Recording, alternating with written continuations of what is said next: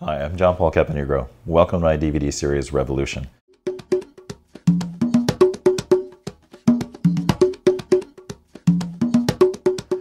There's a very useful tool in Photoshop called a histogram. It'll help you monitor the state of your channels. It basically graphs the tonal structure of your image, each channel separately or all together.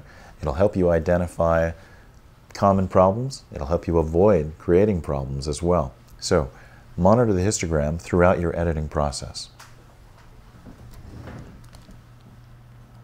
The histogram looks like this. We can get an expanded view like this or a compact view. Let me pull it up. Here in the histogram palette, you have many options where you can come in with a compact view, which will just show you the master channel, or you can get to all channels view, which will show you the red, green, and blue channels, or whatever other channels happen to be in your file. And you can get those to show either in black and white or in color. My preference is for the quick color coding of red, green, and blue so that you see which channel they are very quickly. And it'll show you the different state of each channel.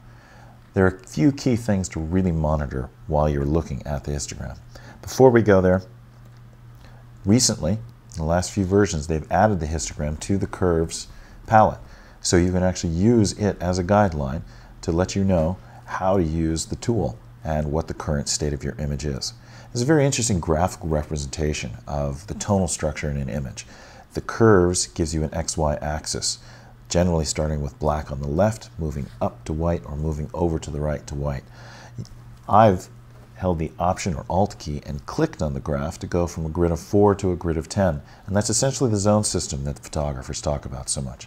It's important to understand that this is basically a graphic representation of the tonal structure from black to white. And here I've mapped it out so that you see that whether we use different numeric languages like the grayscale from 0 to 100, or the zone system from 0 to 10, or RGB values from 0 to 255. All of those numbers are essentially describing the same phenomena, and the histogram adds a distribution of tones throughout that. This histogram that we're looking at right now says we have many more highlights than shadows. It'll show you what your image is comprised of. Key things to avoid: clipping, loss of shadow, and highlight detail. There are others, but let's focus on this for just a second. A histogram like this shows us clipping in the shadows. It means we've lost detail in the shadows, and we're probably better off re-exposing, or if this has been introduced through the editing process, to go back upstream and change the adjustments that have caused the clipping. Once data is lost, it can tend to be gone forever. This is a much better histogram where we have open shadows, full highlights, detail throughout the entire tonal structure. This is a much better exposure or better state for an image to be in. Again, on the opposite side, if it were overexposed, we may have clipped highlights. You can get a histogram on the back of your camera, and it's a really useful view, but it's something to take with a grain of salt. A normal exposure would indicate we would be fine, but because the raw data in your file is linear, half of the data in the file is up in the top eighth. If this is a classic 8-stop camera, 1024 bits are contained up in the highlights. So in fact, these shadows are contained with very few bits of data and can tend to be noisy, and if edited can posterize very quickly. If you can set your JPEG preview, and that's what you're seeing on the back of your camera, a JPEG preview processed on the fly by your camera of the raw file. The raw file generally has more data.